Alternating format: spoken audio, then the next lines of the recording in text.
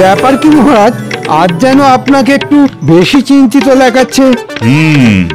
বেশ কয়েকদিন ধরে ভাবছি এই রাজ্যপাট সামলে একটু তীর্থযাত্রা করতে যাব, কিন্তু ওই যাবো করে আর যাওয়াই হয় না। না না মহারাজ, মন যখন চাইছে তখন না হয় মহারানীকে সঙ্গে নিয়ে আপনি বেরিয়ে পড়ুন তীর্থযাত্রা করতে। ঠিক বলেছ মন্ত্রী, এবারে যেন মনটা বড্ড টানাটানি করছে।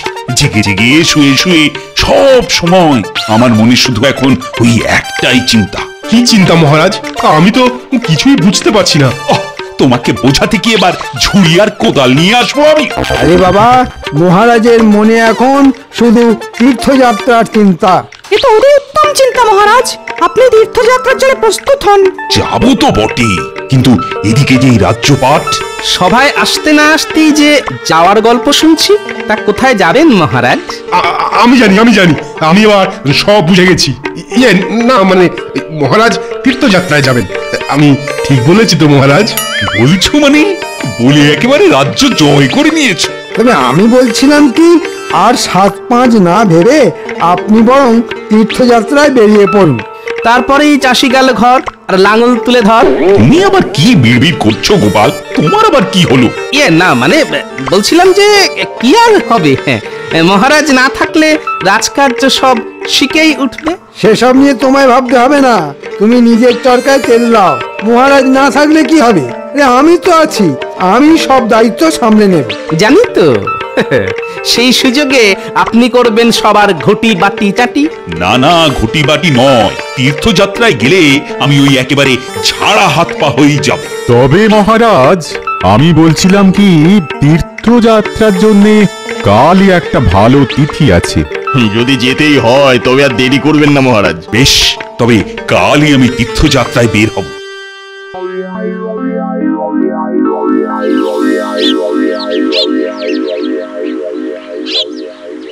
ও বাবা, সবাই যে দেখছি আমাকে বিদায় জানানোর জন্য একেবারে সাত সকালে এসেই জড়ো হয়েছ। আপনি তীর্থযাত্রা করে পুণ্য করবেন, আর আমরা আপনাকে বিদায় জানিয়ে সেই পুণ্যের কিছুটা কুড়িয়ে নেব। বাহ বাহ বাহ বাহ, এটা মন্দ নয়, মতলবটা বেশ ভালো। হ্যাঁ মহারাজ, কথাতেই তো আছে ঘ্রাণেনং অর্ধ ভোজনং। ভোজনই করো আর শয়নই করো, সামলাতে তো আমাকেই হবে। যে খায় ননি তাকে যোগায় চিন্তামণি। তাই আমাদের কথা অতটা না ভাবলেও হবে মন্ত্রী মশাই। মন্ত্রী দেখছি এখন থেকেই বেশ চাপ নিয়ে ফেলেছে। আমার ওপর দায়িত্ব দিয়ে আপনি নিশ্চিন্তে তীর্থযাত্রা করে আসুন মহারাজ, আমি এদিকে সব সামলে নেব। আর মন্ত্রী মশাইকে না হয় আমি সামলাবো। উনি যদি ডালে ডালে যান, আমি তাহলে পাতায় পাতায় যাব। সেই বরং ভালো, তোমরা যে যেদিকে পারো যাও। একদিন তোমাদের কাউকেই আর কোনো দায়িত্ব কাঁধে তুলে নিতে হবে না। সে আবার কি মহারাজ? আমাদের কি কাজকর্ম নেই? ভেবেও দেখলাম তোমাদেরও না মাঝে মাঝে ছুটি দেওয়া দরকার। এটা আপনি একেবারে আমার মনের কথা বলেছেন মহারাজ। জানি তো, আর তাই আমি যখন তীর্থযাত্রায় থাকবো তখন রাজসভাতে সবার বেশ অনেক দিন ছুটি থাকবে। সে আবার কি, ভাবলাম কয়েকদিন দিব্যি রাজ্য শাসন করব, তা নয় একেবারে ছুটি। ছুটি ছুটি ছুটি, খাবো গরম গরম রুটি, গরমকালে পটল ঝিঙে, শীতে মটরশুঁটি। হ্যাঁ, এই কদিন তোমাদের সবার কাজের ছুটি। যে যার মতো খাও দাও, আমোদ প্রমোদ করো। আরে এ তো মেঘ না চাইতেই জল মহারাজ। অসময় এমন ছুটি দিয়ে আপনি তো একবারে চমকে দিয়েছেন। চিন্তা নেই পণ্ডিত, চিন্তা নেই, চমকের আরো বাকি আছে। তার মানে চমকের ওপর চমক। মনে হচ্ছে মহারাজ মনে মনে বেশ ভালোই ফন্দি ফিকির করেছে। এখন যাওয়ার আগে আমি রাজসভাসদদের মধ্যে বাছাই করা দুজনকে তাদের রসনা তৃপ্তির জন্য দুটো উপহার দিতে চাই। বাছাই করা? তার মানে সবই ভাগ্যের ব্যাপার। সেই দুজন ভাগ্যবান কে মহারাজ? আর যেই হোক তুমি নও। খাবার কথা শুনেই জিভ একেবারে লগ করে উঠল। সময় পেলে আমি অবশ্য গণনা করে বলে দিতে পারি। গণনা করতে হবে না, কারা উপহার পাবে সেটা আমি একটা ওই ভাগ্য নির্ধারণ পরীক্ষার মধ্যে দিয়েই ঠিক করব। কিন্তু উপহার দুটি কি মহারাজ? উপহার দুটোর মধ্যে একটা গাছে পাওয়া যায়, আরেকটা মাঠে পাওয়া যায়। তাহলে শুরু করুন মহারাজ, আপনার ভাগ্য নির্ধারণ খেলা। এই ঝোলার মধ্যে 8টা চিরকুট আছে, তার মধ্যে দুটোতে লেখা আছে সেই উপহার, এবার সবাই এসে একটা করে চিরকুট তুলে ফেলো।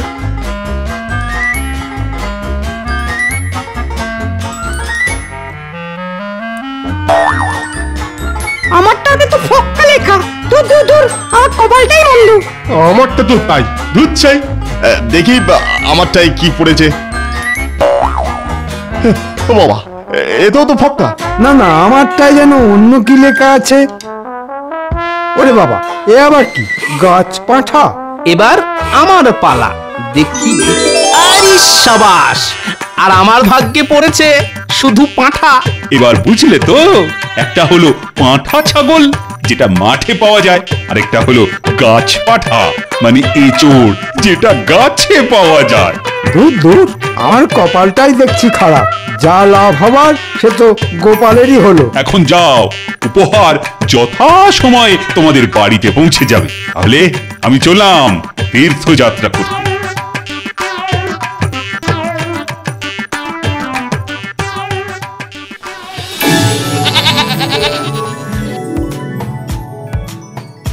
কি গো গিন্নি, দেখে দেখে কেমন একটা দাও মেরেছি দেখেছ? দাও আর কি, কপালে ছিল তাই পেয়েছো। সেই জন্যই তো বলে কপালের নাম গোপাল। তবে যাই বলো আর তাই বলো, পাঁঠাটা কিন্তু খুব নাদুস নুদুস হয়েছে, হ্যাঁ? আর স্বাস্থ্যবানও বটে। খাবো কি, দেখেই পেট ভরে যাবে। এই তবে না, আমার ভয় হচ্ছে কেউ আবার নজর দিয়ে দেবে না তো। নজর দিলে, হ্যাঁ, নজর দিলে নজর কাটানোর ব্যবস্থাও না হয় করে দেব, কিন্তু নজরটা দেবে কে? সে আর আমি কি জানি, আমি কি লোকের বাড়ি গিয়ে গিয়ে বলে এসেছি? তবে আমরা কিন্তু বাড়ি বয়েই এসেছি। আর যেটার জন্য আশা সেটা দেখতেও পেয়েছি। ও মা, এ আমার কি সৌভাগ্য!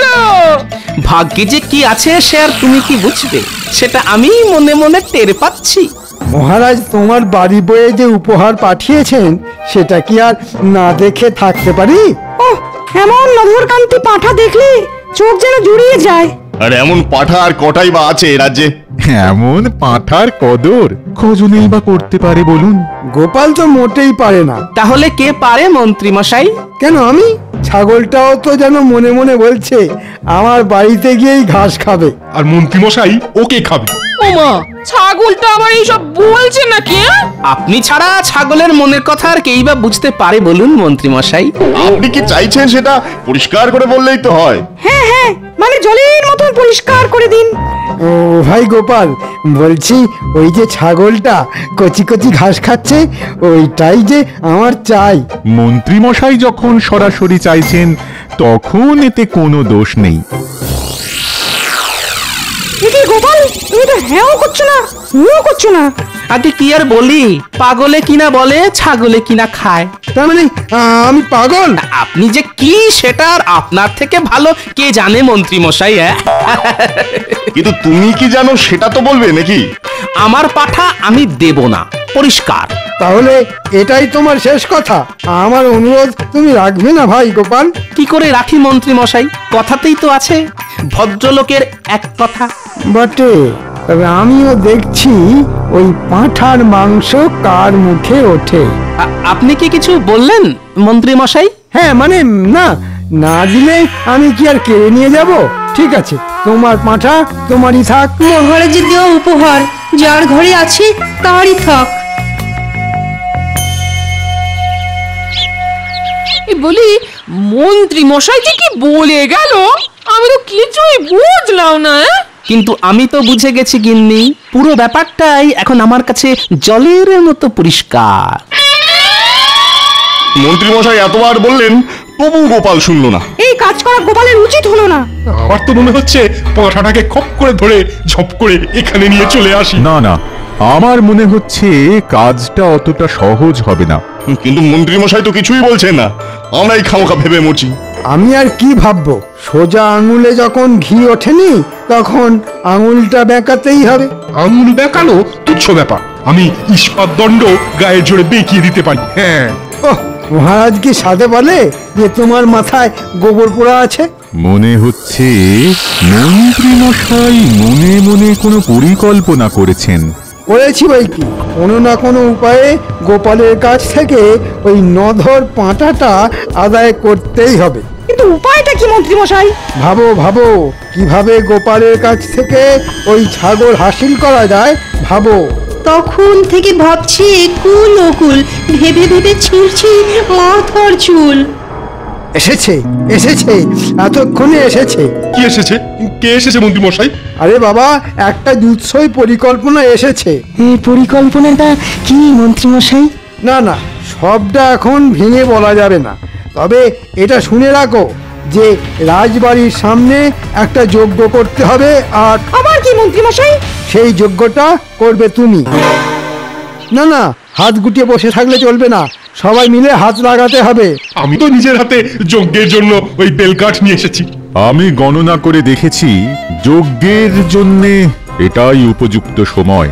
বেশ, তবে আমি যজ্ঞের কাজকর্ম শুরু করে দিই। হ্যাঁ হ্যাঁ, চুপচাপ বসে না থেকে ঝুপঝাপ শুরু করে দাও। আর জ্যোতিষী, তোমাকে যেমনটা বলেছি তেমনটাই করবে। সে আর বলতে। হ্যাঁ হ্যাঁ, যেন ইশারাতেই কাজ হয়, মুখে কিছু বলতে না হয়।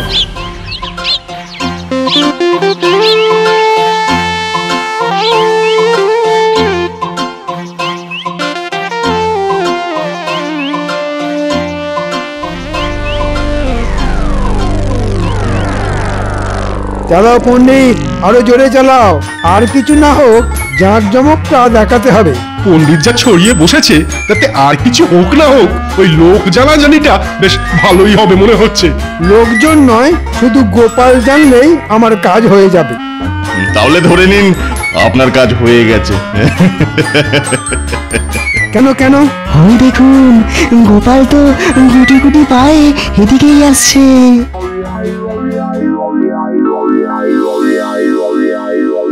ওরে বাবা, এ আবার কি কারসাজি? রাজা নেই, তবু রাজার রাজসূয় যজ্ঞ হচ্ছে। রাজ্যের কল্যাণের জন্য, প্রজাদের কল্যাণের জন্য এটা তো করতেই হবে। তা বেশ, তা বেশ, কিন্তু এদিকে যে দেখছি ঘি তেল মানে জ্বালানি ছাড়াই যজ্ঞ হচ্ছে। আর উপায় কি? রাজবাড়িতে কেউ নেই, তাই ঘিয়ের জোগাড় হয়নি। তবে এ যা হচ্ছে তাও দেখার মতো। তাহলে এটাই না হয় দেখি। দেখো দেখো, এমন যজ্ঞ কি আর রোজ রোজ হয়? অমঙ্গল নেমে আসছে, অমঙ্গল, ঘোর অমঙ্গল। ধ্বংস হয়ে যাবে, সব ধ্বংস হয়ে যাবে। আরে আরে, এর আবার হঠাৎ কি হলো? জ্বালানি ছাড়া যজ্ঞ করার ফল খুব খারাপ হবে। কি আর এমন হবে শুনি? আমি গণনা করে দেখছি, এক্ষুনি দেখছি।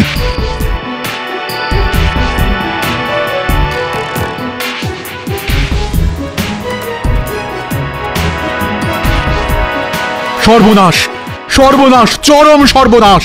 ওরকম গলা ছেড়ে চিৎকার না করে কি হয়েছে সেটা তো বলুন। কি আর হবে, যা হবার হয়ে গেছে, আমি আর বাঁচাতে পারবো না। আগামী কালই পৃথিবী ধ্বংস হয়ে যাবে। হয় হয়, এ কি কথা শোনালে জ্যোতিষী? মুখ থেকে মুছে গেল যে হাসি।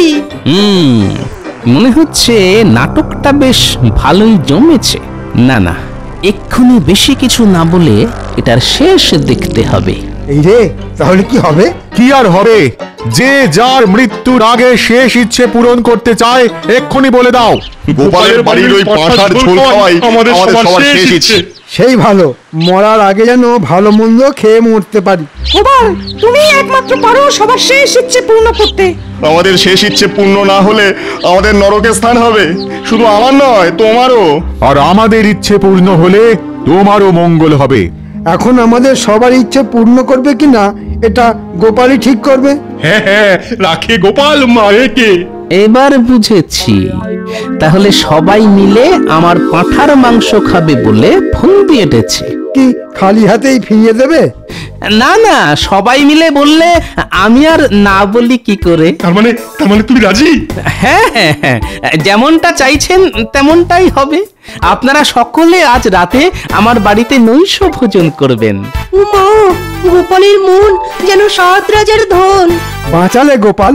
যাক, মরার আগে এবার তাহলে রাজকীয় খাওয়াটা তো হবে। হবে, তবে আমারও যে একটা ছোট্ট শর্ত আছে। শুভ কাজে আবার শর্ত কিসের? না না, তেমন কিছু নয়। আপনারা রাজসভাসদ, রাজকীয় খাবার খাবেন, তাই আপনারা শুধু রাজকীয় বস্ত্র আর অলংকার পরেই যাবেন। ওহ, এই কথা? কি আর এমন কি, আমরা সবাই রাজি। জয় গোপালের জয়। জয় গোপালের জয়। এবার বুঝবে গোপাল কার পাঁঠা আর কে কে খায়। আমিও দেখছি আমার পাঁঠা খেয়ে কার হজম হয়। ওই গো গিন্নি, গেলে কোথায়? আরে ডেকে ডেকে যে তোমার সাড়াই পাওয়া যায় না গো। এই বলি হলোটা কি? আজ তোমাকে তোমার হাতের জাদু দেখাতে হবে। উমা, সে আবার কি কথা? না না না না, ওই সব জাদুটা তো আমার দ্বারা হবে না। হওয়াতে যে তোমাকে হবেই গিন্নি। আর না হলে কি হবে শুনি? না হলে আর কি, 5 জনের সামনে আমার মাথা কাটা যাবে। এই দেখো, ওরকম ঘুরিয়ে ফিরিয়ে না বলে কাজের কথাটা স্পষ্ট করে বলো দেখি। আরে সেটাই তো বলছি, আজ রাজসভাসদেরা আমাদের বাড়িতে নৈশ ভোজন করবেন। নৈশভোজ? এই মানে রাতের খাবার? তা কি আনন্দে খাবে শুনি? আনন্দে নয় গিন্নি, বরং বলো দুঃখে। এই মরেছে, দুঃখ আবার কিসের? দূর দূর দূর, আমার আবার সব কেমন গুলিয়ে গেল। হ্যাঁ, আগামীকাল নাকি পৃথিবী ধ্বংস হবে, আর আজকে তাই আমাকে সবার শেষ ইচ্ছে পূর্ণ করতে হবে। এবার বুঝলে গিন্নি? ও, সবার শেষ ইচ্ছে বুঝি তোমার এই পাঁঠার মাংস খাওয়া? এই না হলে তুমি আমার গিন্নি? একেবারে ঠিক ধরেছো। সবাই যখন খেতে চাইছে তখন আর মায়া বাড়িয়ে কি হবে? আমি না হয় ভালো করেই মাংস রেঁধে খাবো। হ্যাঁ হ্যাঁ, তুমি তোমার কাজ করবে, আর আমিও ঠিক সময়ে আমার কাজ করে ফেলবো। সে আবার কি কাজ গো? সেটা যথাসময়েই দেখতে পাবে। এখন চটপট রান্না করে ফেলো, অতিথিরা এলো বললে।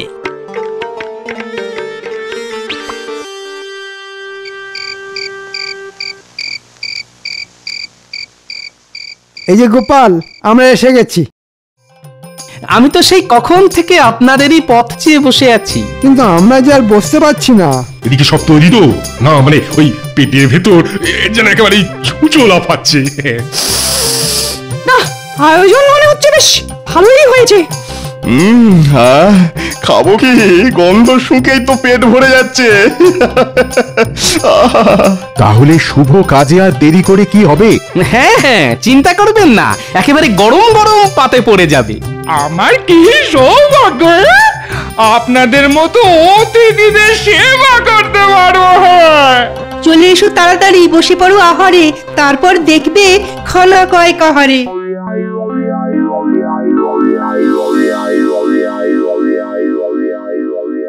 ওহ, কাঁঠাল মাংসটা চমৎকার হয়েছে। মাংস তো নয়, যেন অমৃত। হাড় শুদ্ধ চিবিয়ে একেবারে হজম করে ফেলবো। খান খান, পেট ভরে মন ভরে খান। উরি বাবা, এরপর আরো খেলে বেরিয়ে যাবে প্রাণ। ওহ, জোর খাওয়া হলো আজ। তবে গিন্নি মায়ের রান্নার প্রশংসা করতেই হয়। এমন খাওয়া খেয়ে মরেও আনন্দ। হ্যাঁ, কি বলেন? গোপালের পাঁঠার ঘাড় মটকেছে আর আমাদের ইচ্ছে পূর্ণ হয়েছে। তাহলে এবার আমরা আসি গোপাল। কিন্তু আমার ইচ্ছে যে পূর্ণ হলো না। তোমার আবার কি ইচ্ছে গোপাল? না না, তেমন কিছু নয়, তবে আজ রাতটা যদি আপনারা আমার বাড়িতেই থাকতেন তাহলে আরেকটু অতিথি সেবা করার সুযোগ পেতাম। এ তো অতি উত্তম প্রস্তাব। মা, খাওয়ার পরে আবার শোয়া যা। খেয়ে দে এমনি শরীর চলছে না, এটাই ভালো হলো। বেশ, তবে তোমার এই ইচ্ছেটাও পূর্ণ হোক। মনে হচ্ছে গোপালের মাথাটা বেশ ভালো মতনই চিবিয়েছি। স্বাদের পাঁঠা চলে গেলে এমন দশাই হয়। আসুন আসুন, আপনাদের জন্য আমি শয়নের ব্যবস্থা করেছি। এসে অলংকার আর পোশাক খুলে শুয়ে পড়ুন।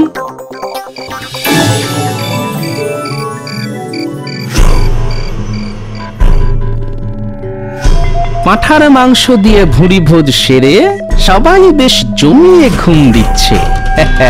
এটাই তো আমি চাইছিলাম।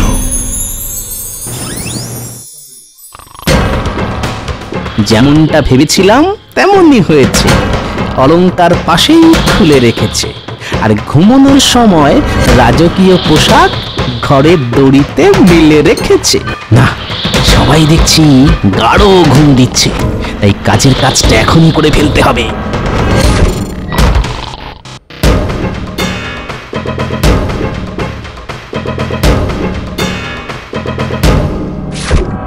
আমার পাঁঠা পেটে পুড়েছে। এবার তার মূল্য যে তোমাদের চোকাতেই হবে।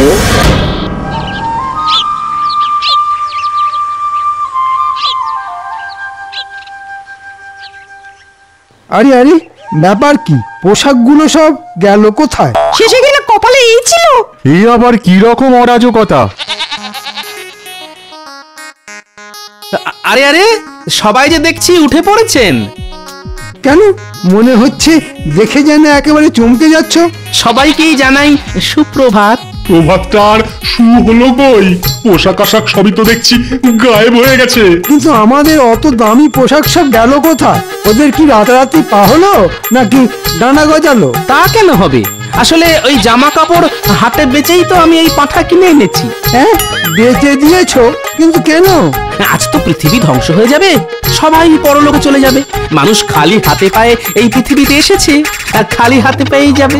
তাই কাপড়ের আর কি দরকার মন্ত্রী মশাই?